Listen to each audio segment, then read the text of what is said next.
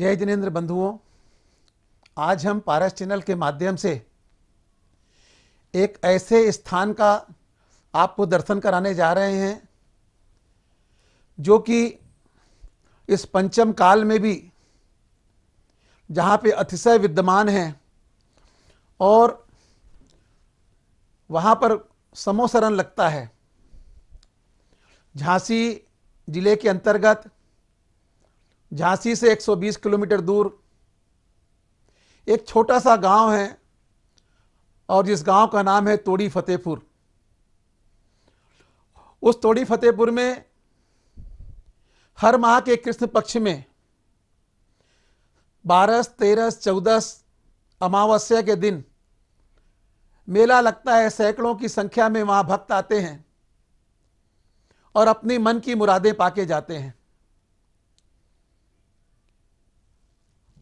आज भी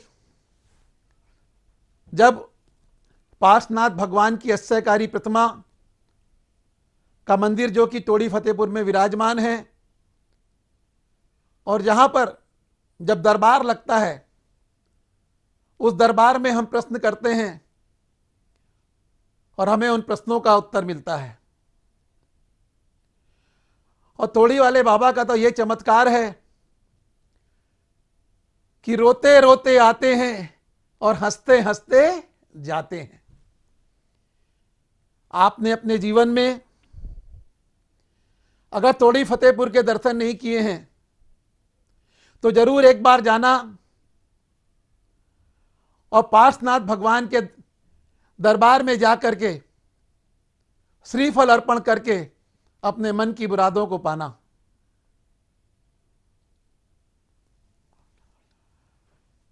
एक ऐसा दरबार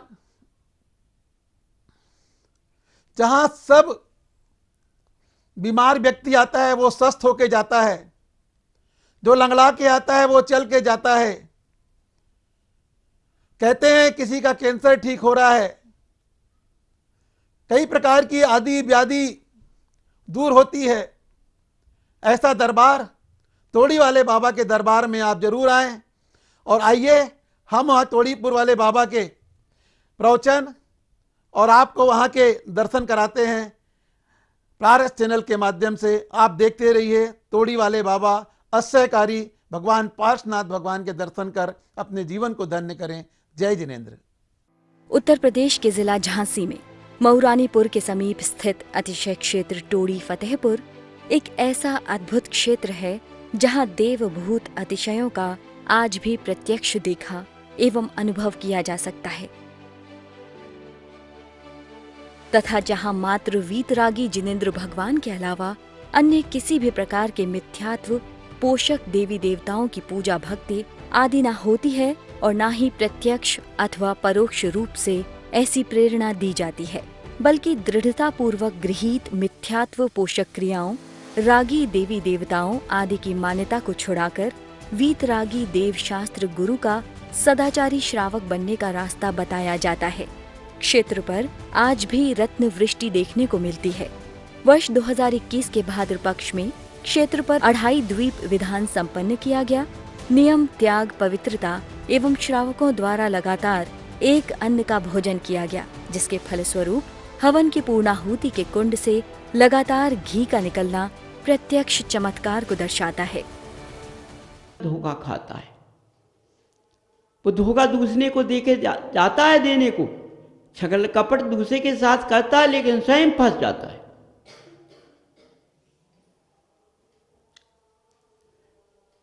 बंधुओं,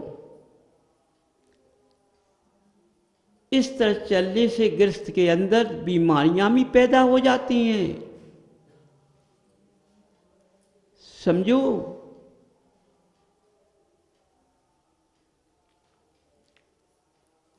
इतनी बीमारियां पैदा हो जाती हैं तो पकड़ में नहीं आती हैं। इसलिए बंधु, जो भक्ति करता है, जो जिनाला जाता है, जो भगवान के शरण में लौटता है, उनकी पूजा पाठ करता है, उस व्यक्ति को अपने अंदर से छल कपट छोड़ देना चाहिए, लालच छोड़ देना चाहिए, मायाजाई छोड़ देना चाहिए। तुम कितना भी करते रहोगे, लेकिन ये माया कभी नहीं छोड़ेगी और ये धर्म तुम्हारा साथ नहीं देगा।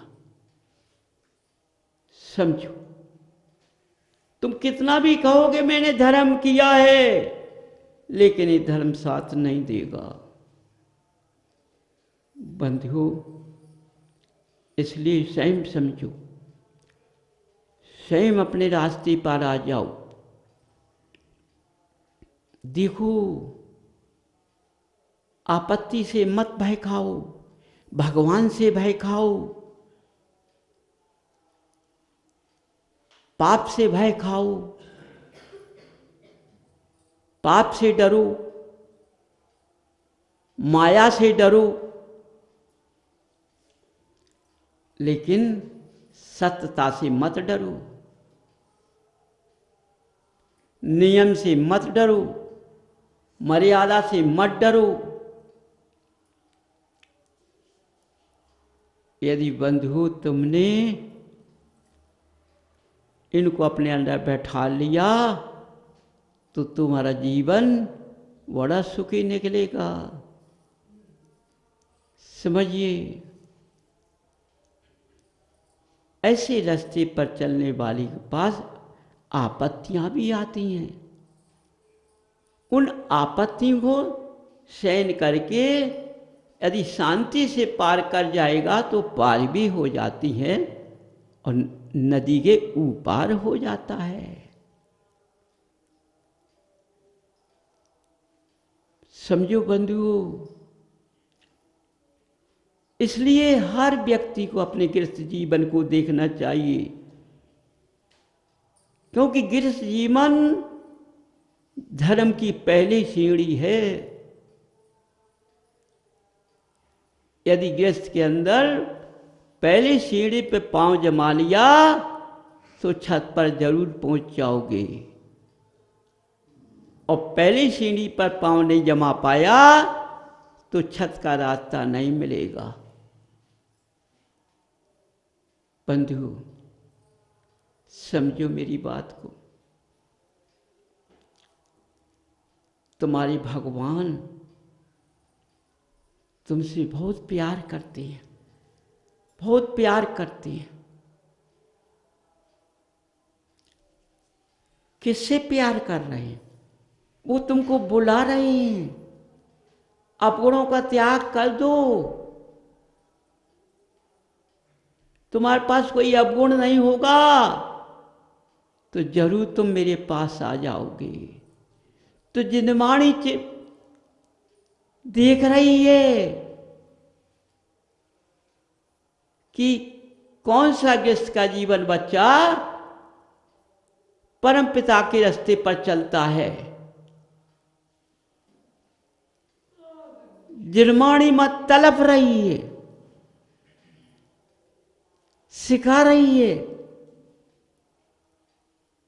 बेटे मायाचारी में मत पड़ो, लालच में मत पड़ो, मोह ममता में मत पड़ो,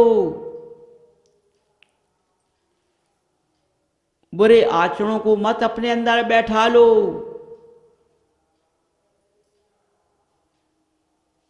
मां देखकर तड़फ रही है, रो रही है।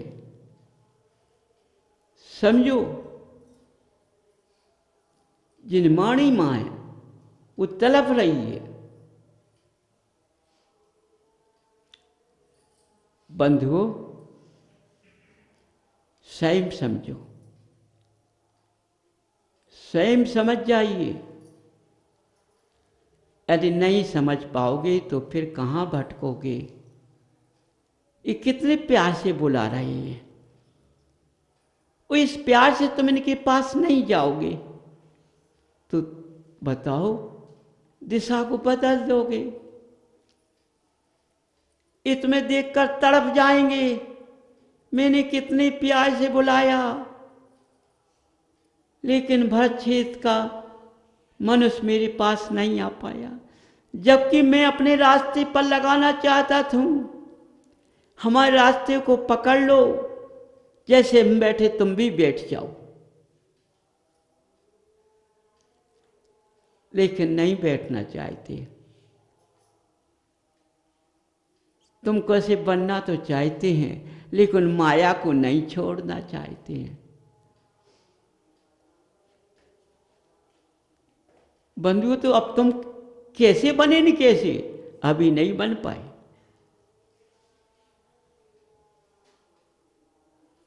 समझो बंधु, जब प्यार का बंधन बनता है तो बार बार समय बुलाने का आता है।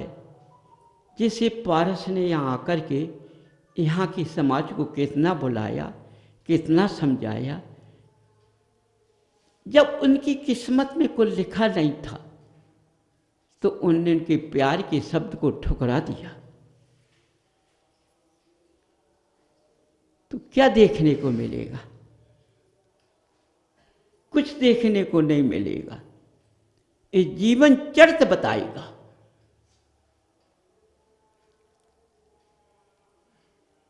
अब सोचो, जब बुरा समय होता है तो अच्छाई कितनी की जाए, कितना भी अच्छे के लिए बढ़ाया जाए, लेकिन अंदर नहीं रुकता है। समझो, क्योंकि हमारे कमल रूसी आसन पर तो दूसरा विराजमान है, इसलिए तुम्हारी वाणी हम अंदर रुक भी नहीं सकती है।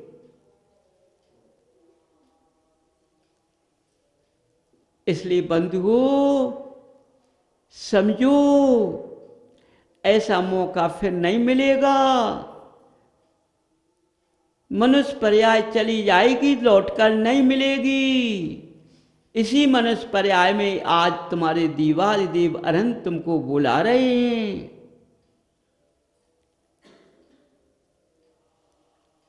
और तुमको उनका बुलाना अच्छा नहीं लग रहा है।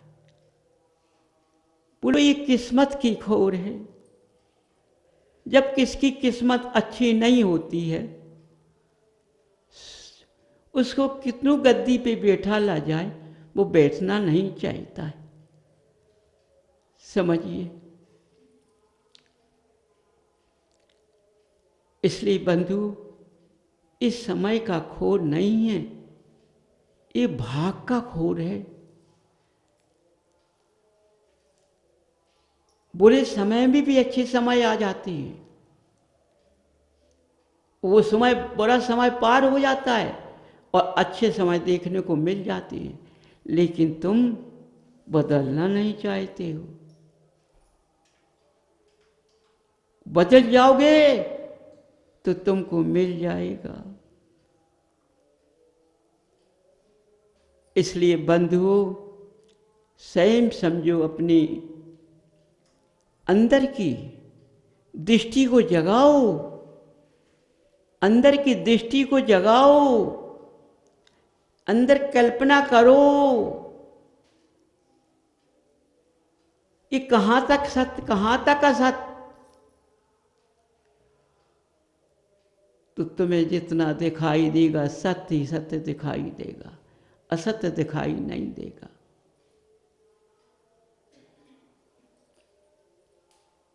देखो, इस समोषण के अंदर पारस ने भगवान की भक्ति का रूप तो दिया है, लेकिन माया का रूप नहीं दिया है। समझ जाओ,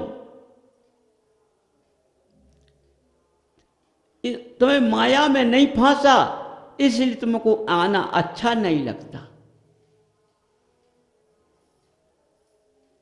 जहां माया का फंसाना चलता है वहां तुमको अच्छा लगता है।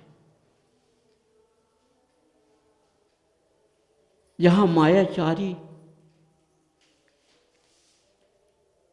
का रास्ता चलता है वहां तुमको अच्छा लगता है। समझिए। इसलिए बंधुओं, स्वयं अपनी दृष्टि को खोलो। ऐसा समय बार बार नहीं मिलेगा। हमें अपने शरीर को जरूर तपाना है, अपने अंदर से गलत भावना का त्याग करना है, गलत आभूषणों का त्याग करना है।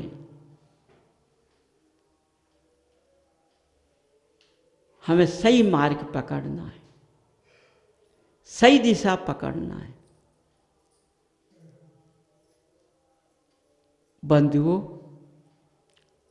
जब तुम सही दिशा पकड़ोगे, सही मार्ग पकड़ोगे, तो तुम मुस्कुराओगे। अंदर अंदर, जब अंदर से मुस्कुराओगे तो ऊपर भी मुस्कुरा जाओगे।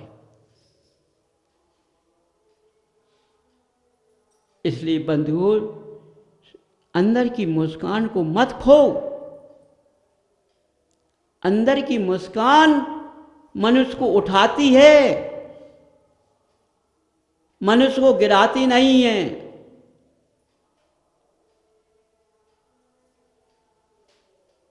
समझ लेना।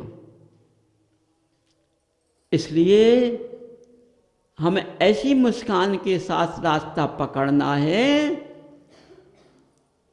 कि कुछ भी हो, देवादेव अरुणदेव के पास पहुंचना है और इनके पास पहुंचने के क्षण में लौट जाना है। यदि तुम इनके क्षण में लौट गए तो समझ जा सब कुछ मिल जाएगा। ऊपर से नहीं, अंदर से, अंदर से लौटना है। माय चाई से नहीं लौटना है। ये माँ चाई तो समझ जाएंगे। समझो। इसलिए बंधुओं, अपने देवादेव अरुणदेव को पहचान करो। समझो ये सही है कि गलत? ये गलत नहीं है, ये सही है, सब जगह विराजमान है, लेकिन इनको किसी ने पहचाना नहीं है। इनको ज्ञानियों ने इनको पहचान नहीं पाया। बुद्धिमानों ने इनकी क्रिया को नहीं परख पाया।